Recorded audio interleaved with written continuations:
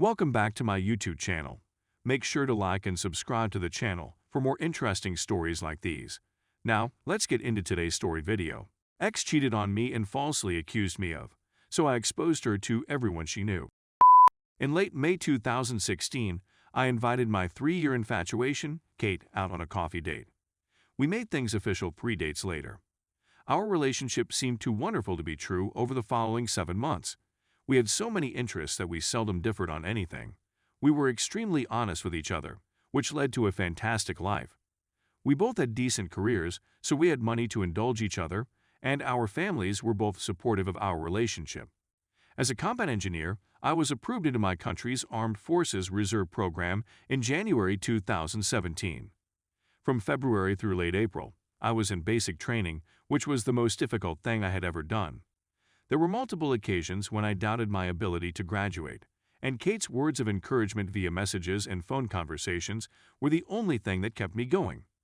She was there when I obtained my BTC certificate, and she never forgot how pleased she was of me. As part of my reserves work, I'd have to travel away for advanced training in the summer, from early June through late August. Kate was completely supportive of my decision to go 400 kilometers to the training center and spend almost our entire summer vacation working to further my military career. The summer was rough for me. I was a social pariah in every clique that developed on our course, and I was the punchline to countless jokes. My self-esteem had plunged through the floor, but Kate's faith in me was what kept me going. I finished 5th on the race and owe it all to her, the recession. After we returned home, our relationship began to deteriorate. She claims I wasn't as spontaneous and outgoing before I left. I was dismissive, took tiny jabs and jokes personally, and preferred to stay home, watch movies, and have rather than go out. Unbeknownst to either of us, I had acquired some serious social anxiety as a result of the summer's events, and it had begun to impair our relationship. In 2018, as we approached our 2-year anniversary, we got into a furious disagreement over a minor misunderstanding and decided to call it quits. I was devastated until she contacted me 3 days later and said she wanted to try to mend things. I hadn't seen her in 3 weeks, but we stayed in contact every day, gradually patching things up. Nothing felt the same when we formally reunited. Every time I spoke with her, I felt as if I were walking on eggshells, which exacerbated my nervousness and harmed our already strained relationship. Then, around the end of July, everything came to a head. The anguish. Kate had met a man named John when she was at school. She saw something in John that she recognized in me, and the two became close friends as a result. He consoled her after our divorce, and he was there for me every time I made a mistake after that. For the fact, I was aware of John's existence, but I never believed Kate would engage in any kind of relationship with him. We had made arrangements for me to spend the night at Kate's place after work one of the days.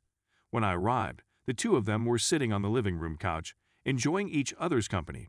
Kate informed her that John had popped by on the spur of the moment and was about to depart the premises.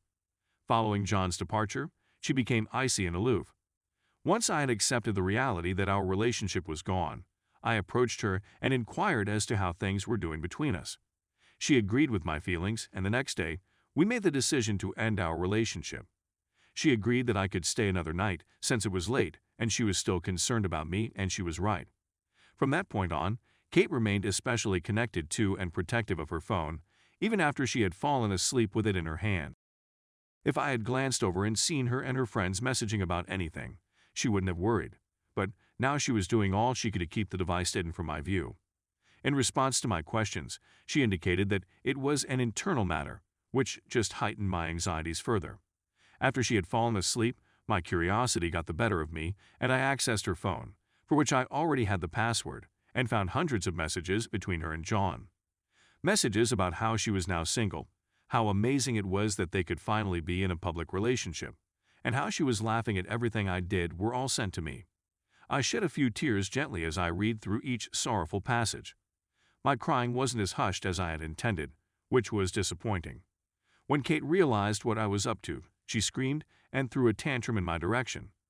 Having been unable to raise the necessary wrath or the necessary words to face her, I just gathered my bags and walked away, with Kate swearing and yelling at me throughout. When I returned home late in the morning, I just broke down and sobbed uncontrollably for the rest of the night. I called in sick the next day and spent the rest of the day moping about in my bed. Several angry letters from Kate's friends and family members arrived in my inbox the next day. In order to preserve her reputation and denounce whatever I may say about her, she told everyone she knew that I had forced myself on her that night in one last attempt to get some before we broke up, and that I had left after the act was completed in order to protect her image. However, despite the fact that she considered what I had done scarring, she decided not to press charges because she didn't want to make a show out of her life in court and felt she would be the bigger person if she did. After that, I spent the next few months living in fear that her allegations would lead to my discharge from the Army and the establishment of a permanent stain on my character, but nothing came of it. The result of the retaliation 5 months later, Kate sent me a direct message. Once she was through with the pleasantries, she basically admitted that she had lied about everything and that she had faked everything, but she would never publicly confess it in order to preserve her own reputation. My image be damned. I was angered by this, but I managed to keep my cool. I grabbed screenshots of the texts and continued to chat with her on the phone.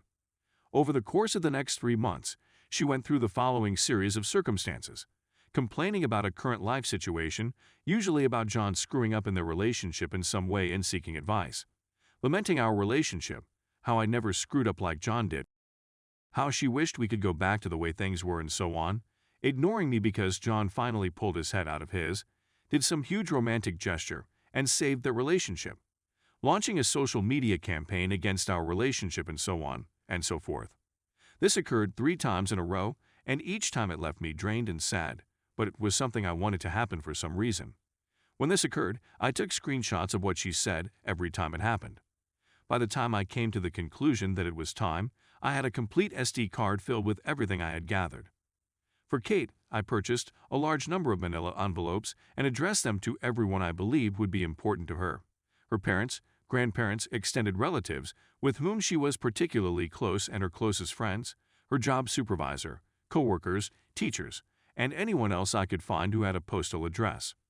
When I sent the messages, I made certain that anyone got them knew that they were between me and Kate. It took 3 weeks for me to obtain my findings. Some of them who had previously messaged me with the intent of embarrassing and insulting me have now expressed regret for their actions. I particularly liked the one from her own parents, who went on to say that they were deeply sorry for their daughter's behavior, that they raised her to be better than she acted, and that they requested that no legal action be taken against her. This had crossed my mind, but I lacked the financial means or the mental fortitude to wage a legal battle. When they asked if I'd think about it, I promised them I would, and that if I did, they would be the first to know, apart from Kate. I received text messages from Kate as well, with phrases such as, "How could you abuse my trust in such a way?" and "You shattered my life, you betard." As a substitute, I read every rage-inducing email that arrived into my inbox with a happy grin and blocked her until the messages stopped coming. While I was unaware of the extent to which my revenge had impacted her life, I am aware that she had dropped out of school and had lost her employment as a result of my actions. I hope it was all worth it for John in the end. Edit. Thank you all so much for your wonderful words of encouragement. Many individuals have expressed concern about my mental health, so I thought I'd allay their fears. I've been seeing a therapist for 3 months and have made great strides. I can't begin to express how grateful I am to her for assisting me in regaining some sort of normality in my life.